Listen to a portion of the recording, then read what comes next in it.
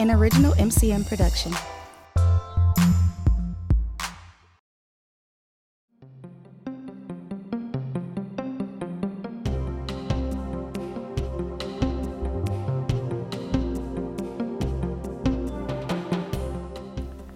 Hello, my name is Martha Love, and we are from Manor Community Media. We're doing interviews in the 2016 cycle with candidates. And today we have Nik Kovac, who is the alderman of the 3rd District. The 3rd District. I'm sorry, Nik. Sure. And as you know, Nik has been an alderman for a period of time. And so today we will really get an opportunity to talk with Nik, find out about his loves, his activities. What school did he go to? Was he raised in Milwaukee? We're going to find out a whole lot of very exciting things about Nik. So stay tuned. Hi, Nik. How are you, Martha? Good to see you. Great, Thanks great. for having me. Good. So, Nik, it's great to have you here. Listen, Nik, tell us all about yourself. Sure. Well, I was born and raised on the east side. The 3rd District is the east side going all the way to Brady Street and the beginnings of downtown. And then it also includes a good chunk of River West, west of the river. So River West, East Side, North Avenue, Brady Street, and North Downtown areas. And I grew up right in the heart of that on Bellevue and Downer, just east of Downer. My parents still live in the house where I was born. I now live in River West, over on Bremen and Locust Streets. And so I was born at St. Mary's Hospital. Since you wanted to start in the beginning, I'll start in the beginning. And then I attended McDowell Montessori School on 17th and Highland, not far from these studios, although it's now Highland Community School. Yes. But I was McDowell Montessori when I went there from K4 to 2nd grade. Then I switched to Golda Meir, which is still going strong on 3rd or 4th and Cherry. And I think they now have all the way to middle school and maybe even high school. They do. When I was there, it was just 3rd, 4th, and 5th grade. Yeah. And then from middle school, I went to Jackie Robinson Middle School on 37th and Fond du Lac, which is now senior housing, actually a very successful redevelopment. What is that, Jackie Robinson? I think it was math. It was middle school. Yeah, it was, yeah. I mean, it was a math science specialty, but I don't know if that was in a title or not. It was great. I mean, I learned a lot of math and science there. I also learned Japanese there. Oh, wow. I don't know if you remember, God, when I was in middle school, would have been the late 80s, so that's back when everybody thought that Japan was going to be the dominant power in the global economy for decades to come. I mean, they're still a strong economy, but I don't know if you remember the late 80s. Kind of we talked about Japan. I do sometimes. Sometimes. We talked about Japan the way we talk about China now. Right. So I got to learn, I mean, I don't remember much of it anymore, but I did learn some Japanese then in middle school. And then in high school, where I went to Riverside University High School, which is also still going strong. They broke my heart when they lost to Marquette in the quarterfinals of this year's state tournament. But yeah, I went to Riverside High School, and then while I was at Riverside High School, there's a partnership with Riverside and the University of Wisconsin-Milwaukee, which still exists to this day, where juniors and seniors who have high enough grade point averages at Riverside can take classes at UWM. And so I did that. I graduated high school with 20 credits from the University of Wisconsin-Milwaukee. My current wife, Grace Fuhr, is a graduate of UWM as well. So I have a lot of ties to UWM. It's in my district. Great. And then after that, I attended Harvard University out east. Went there for 4 years and then spent a few years in New York, and living in Brooklyn and Queens, doing a few different jobs, but my main career track in New York was as a journalist. Oh, as a journalist. I was the editor of a chain of neighborhood weekly newspapers in Brooklyn and Queens, the Brooklyn Star and the Queens Ledger. And then I also did some of that work when I moved home to Milwaukee. I wrote for the Shepherd Express, and I was the editor for a while of the River West Currents, a great newspaper in Milwaukee, great neighborhood monthly. Shepherd Express is weekly, the River West Currents is monthly. Great newspaper, loved the experience there. And the experience of being a journalist is not that different from the experience of being on the city council. Because you go to the same meetings, you just have to dress a little bit nicer. Yeah. And instead of standing in the back taking notes, chewing on your pen, you have to be in front and take the questions, but you end up talking to a lot of the same people. You're answering questions instead of asking them, but you do have a lot of the same experiences. So I felt that job really prepared me well for local politics. And that's real interesting because as a journalist, you are always prepared, you're learning, you're a policy person, you're an advocate and an activist. Yes. In terms of community issues. So right, I mean, you can't, as a journalist, you're not supposed to take too strong of a stand on an issue, but there's an activism in bringing voice to people who, you get to choose whose voice to amplify through your words. And that can be that's I think, a deep part of activism. And activism isn't always about having an opinion. Sometimes it's about just giving people a voice. Correct. That's true. Yeah. That's true. Because that's why we have those placards. Yeah. That's why we have those flyers. That's why we do those lid drops. You know, like you as a alderman. Yes. So tell me, when you determined that you want to be an alderman and all of the work that it requires to be an alderman, were you surprised when you first ran for office that it required all of this work? Well, I'm not going to say I was ready for everything. You know, there certainly have been surprises, but overall, was I surprised at how much work it is? No, because I knew that it was the kind of job that would be as hard as you made it. You know, like a lot of jobs. Well, there are some jobs where you have a direct boss and you have to work as hard as the boss makes you, but most jobs really aren't that way. Most, you know, the more autonomy you have in a job, the more you can determine. And in this job, you have 40,000 bosses. Although they're not all over your shoulder every second, every day. But if they'll know, it won't take them long to figure out if you're working hard or not. So you got to work hard to impress all of them every day. And then also, even though I represent 40,000 people, I represent the East Side, River West, Brady Street, and North Downtown. I'm one of 15 votes. I'm one of 15 people that are on the board of director of a municipal corporation. So even though people who live on the North Side, who live on the West Side, who live on the South Side don't directly vote for me, I make decisions that affect them every day, or I participate in decisions that affect them every day because I vote on citywide policy and citywide service delivery and taxes and fees and all of that. So the decisions that I help make affect everyone in the city. And so to do this job right, you've got to be aware of not just your own district, but the whole city. And that's a lot of work to get to know not just your colleagues, but who your colleagues are representing, to try to figure out how we can make all of Milwaukee a better place. So you, like myself, have a great love for the city of Milwaukee. Yes. I was born here, and of course still preside here, and just have seen evolutions of changes, and some good, some bad.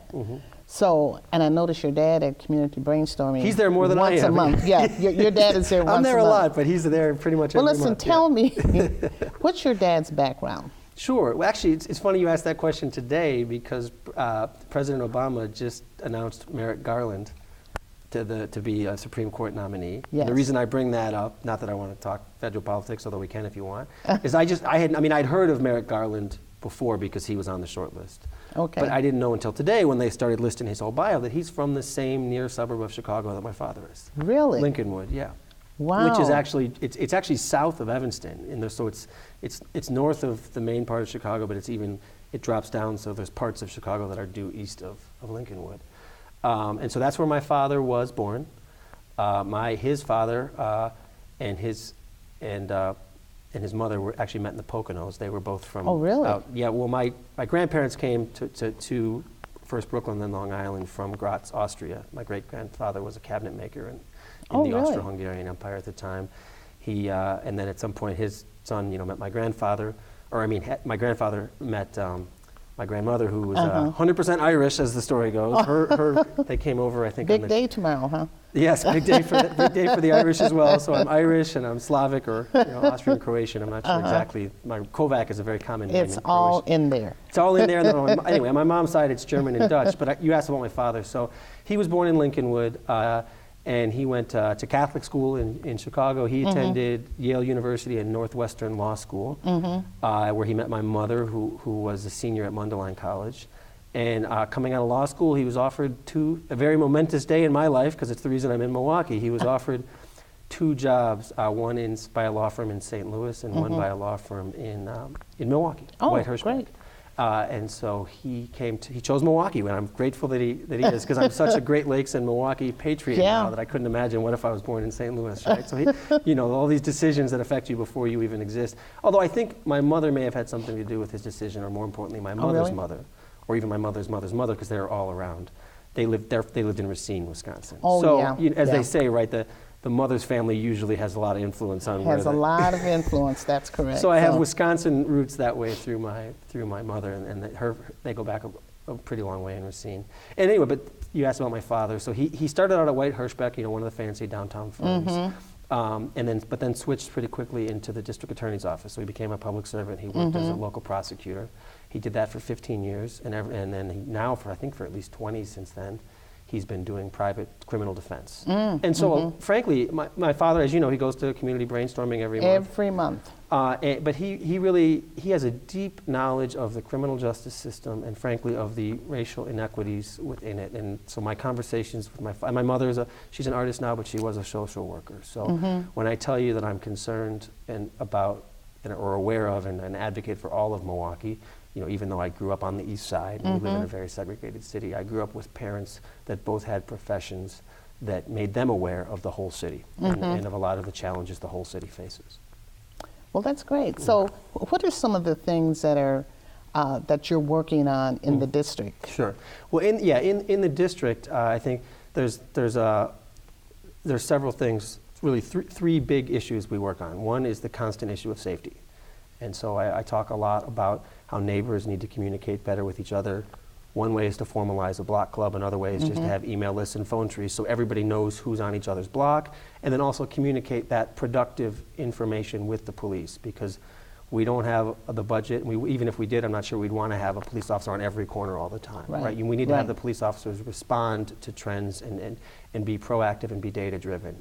But you can only be data-driven only works if you have good data. Right. So one way the police get good data is by having neighbors being in regular contact with police, and then we need to make sure the police are using the resources they have well and make sure they have enough resources. But then also, you need to look at long-term solutions to crime, which I alluded to a bit earlier in talking about criminal justice reform and getting jobs into our city and making our city less segregated racially, economic, educationally.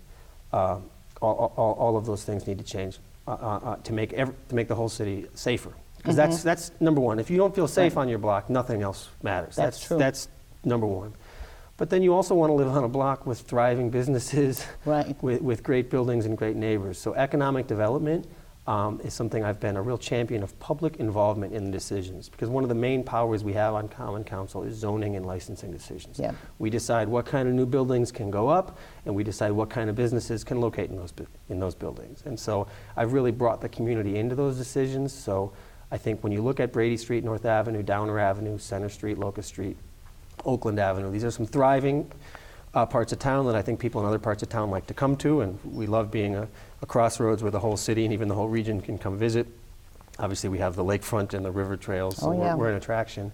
But even we have our challenges. There's several vacancies on Downer now, although I think we were having a switch in ownership of Downer Avenue, which I think will have some real benefits to Downer, because frankly for a couple decades now we've had a series of landlords on Downer Avenue that haven't been as proactive about filling vacancies as the neighbors would want. And so I'm hoping that as this ownership change undergoes, we'll keep the movie theater, we'll keep the bookstore, and we'll get a lot of the vacancies on Downer filled in. But even with the current vacancies, you look at Downer Avenue, you got a 2-block stretch with a bank, a grocery store, a bakery, a nail salon, a barber shop, a hardware store, a drugstore, 4 great restaurants, a bookstore, a movie theater, a dry cleaners.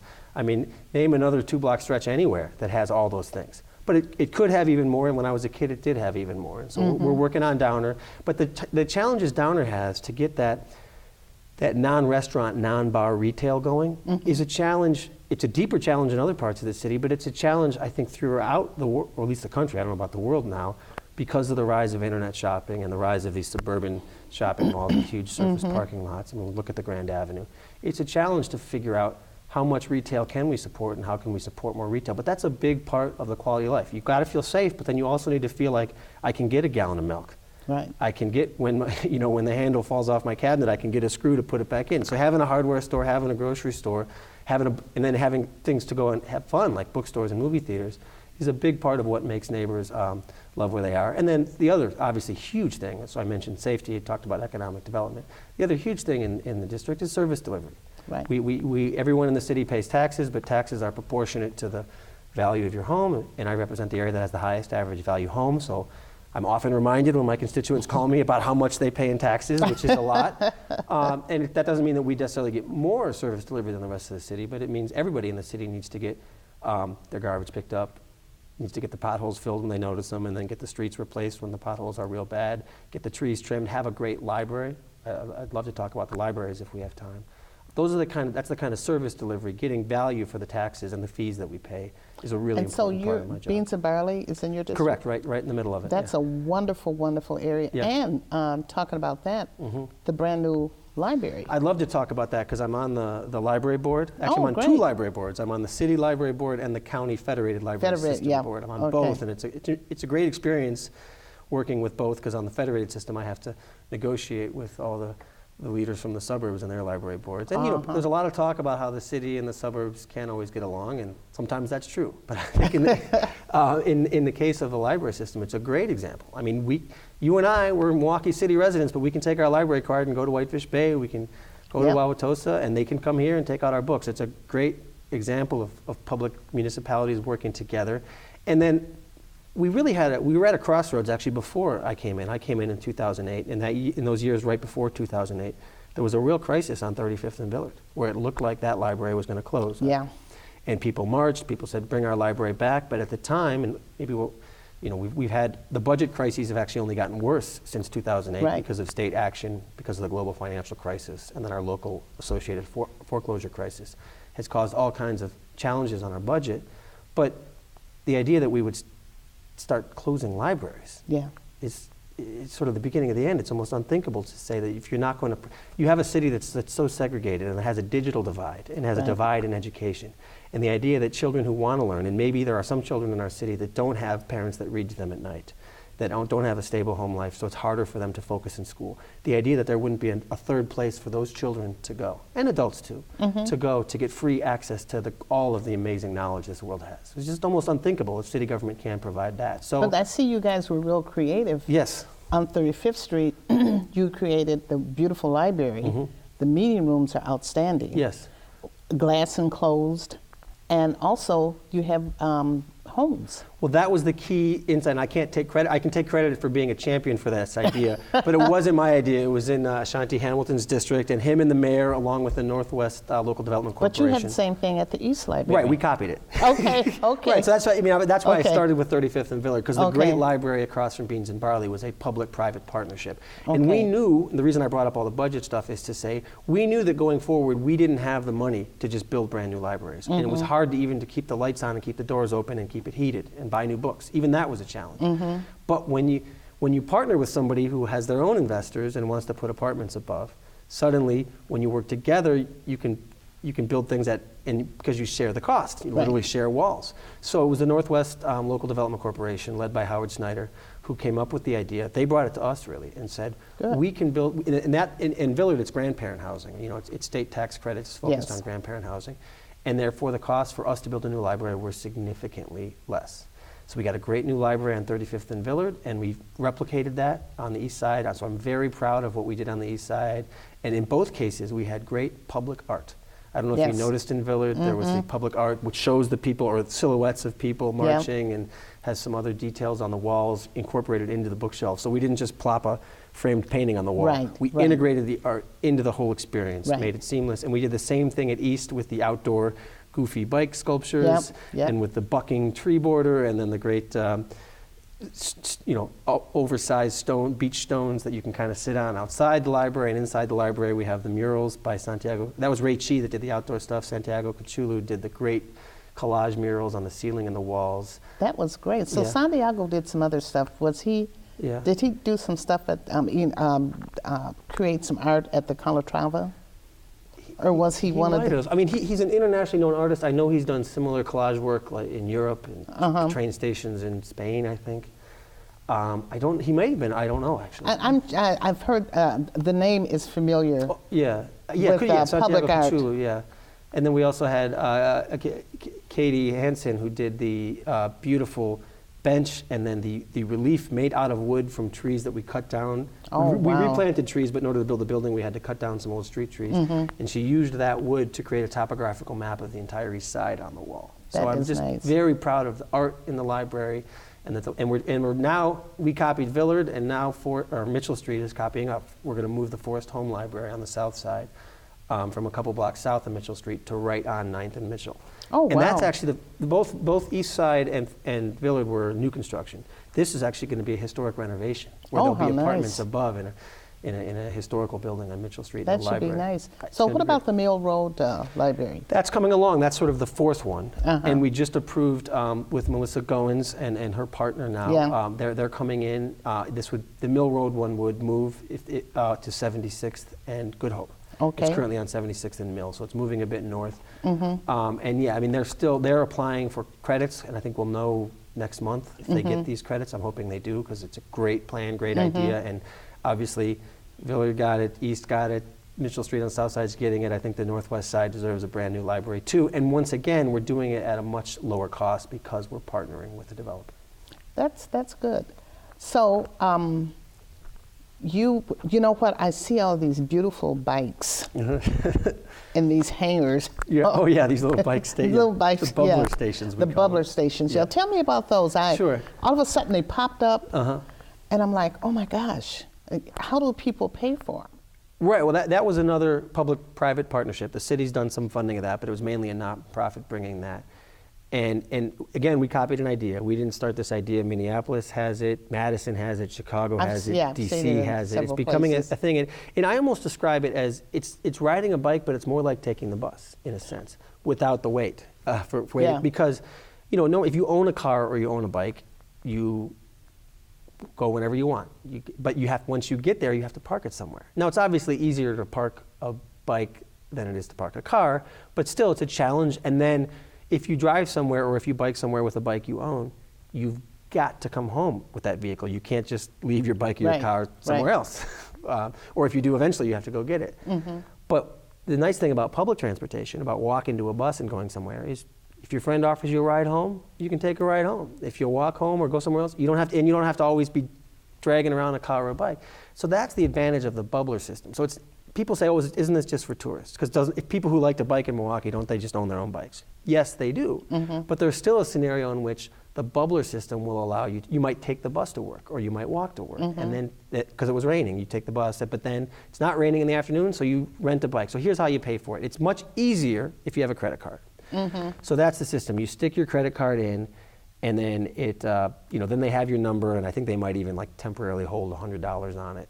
In case you lose the bike, right? Because if there's no method for them to get the bike back, people are just going to be taking the bikes, right? Right. But I think our entry rate is $3 for a half hour, which is much. But if you're going to use it regularly, it's kind of like the transit system. You can get a monthly or a yearly pass that, if you use it enough, would actually be much less than that. But if you don't have a credit card, and I don't know if other cities are doing it, I think we've pushed this. You can go to the bubbler offices, or you can go to the website. It's actually spelled B-U-B-L-R. They left the I've seen that. one of the B's, and you could make other arrangements for them to know who you are, and they could give you a card that works like a credit card. So you just have, you have to give them enough information so they could track you down, kind of like the library. If you lose a book, we got to know where you are. If you lose a bike, we got to have a place to find you. But it allows you to bike, on a whim, so to speak, without being prepared. You can just bike. And the only way that system works, kind of like the bus system, the only way it works is if there's enough of it. Because nobody's going to take the bus one spot, and then if they can't get to another part of town, then you're trapped over here, right? So it's the same way. We need to, and we're rapidly expanding it. Obviously, there's a lot of them on the east side and River West now because there's a heavy use of it and heavy density, but we also we're putting one on King Drive, and we certainly want to expand that. I don't know if it'll ever get as far as 76 and Good Hope, because that's a good ride, but maybe. That is a good ride. That's for an absolute pro. Well, you know what, Nick? We don't have a lot of time left, and I certainly would like for you to share with the audience your vision for the city of Milwaukee, and also to let people know that you are running for re-election. I am. I'll be on the ballot on April 5th. Along with a lot of other famous people. Yeah, it's like Hillary and Bernie will be on the ballot. Mayor Barrett will be on the ballot. Right. And we've got a county exec's race. Sure, county state Supreme Court. Yep. State Supreme Court. So this is a very exciting time. I think so. Yeah, very, very exciting. And so what's your vision if you're reelected for the next 4 years as a city council person? Well, certainly, I talked about the 3 key issues in my district and really citywide, which is safety, economic development, and better city services. So I'm going to continue focusing on those things, the mundane duties, which I find very exciting, making sure that we provide good service, making sure that we have great businesses and jobs, and making sure that our streets are safe. So I'll continue working with all the different neighborhood groups and all the individual neighbors and business groups that I could, to make those things come alive. But you asked about a vision for the whole city. So, obviously I'm optimistic about this city. I love this city as much or almost as much as you do. But I'm not blind to the challenges or outright inequities that we have in this city. We're regularly on the list citywide when you see of poorest cities, of most segregated cities.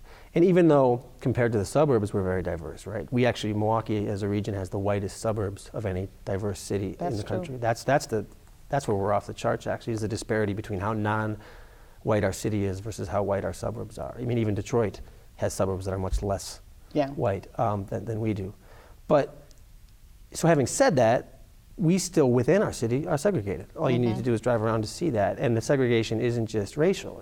Corresponding with the racial segregation is economic, educational inequality, and then also the rates of incarceration and the racial disparity in incarceration is really tragic. We have the highest rate of black male incarceration in the country.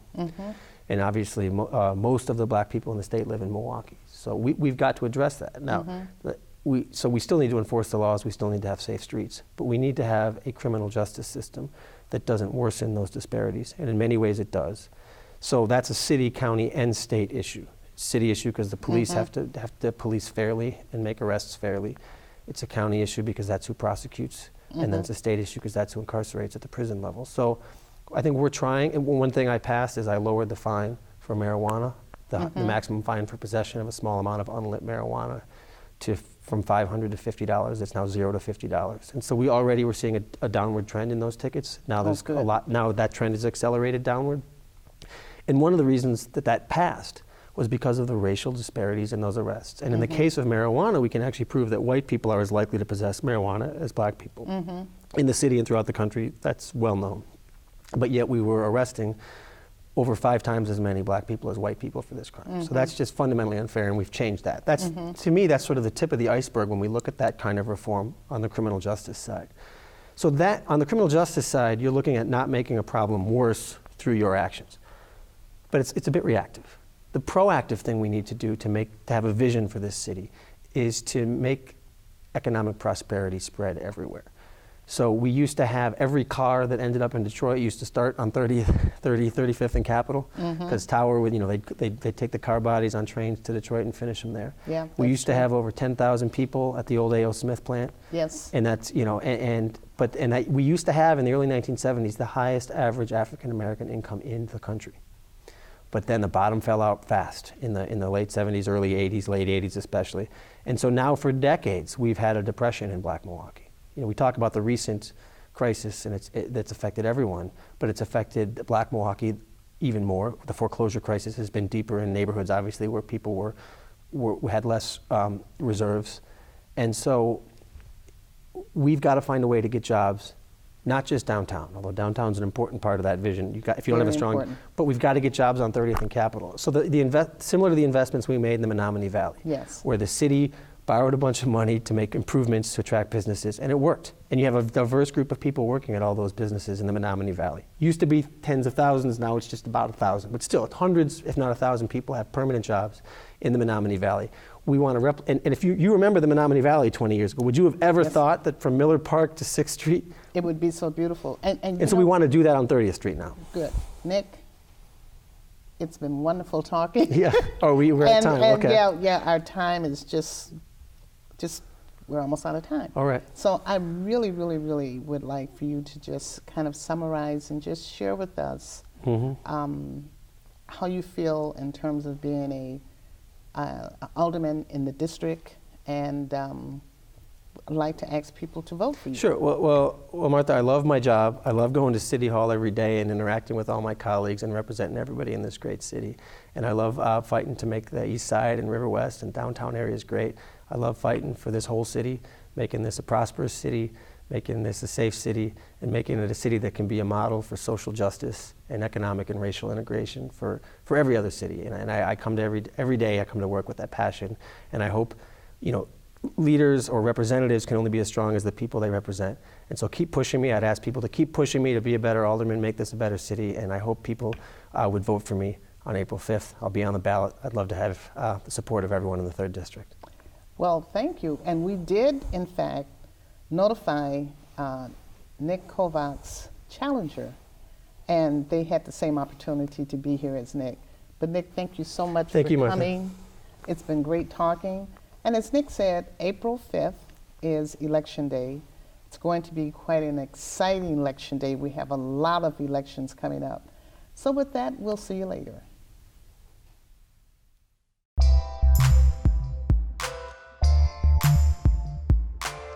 An MCM production.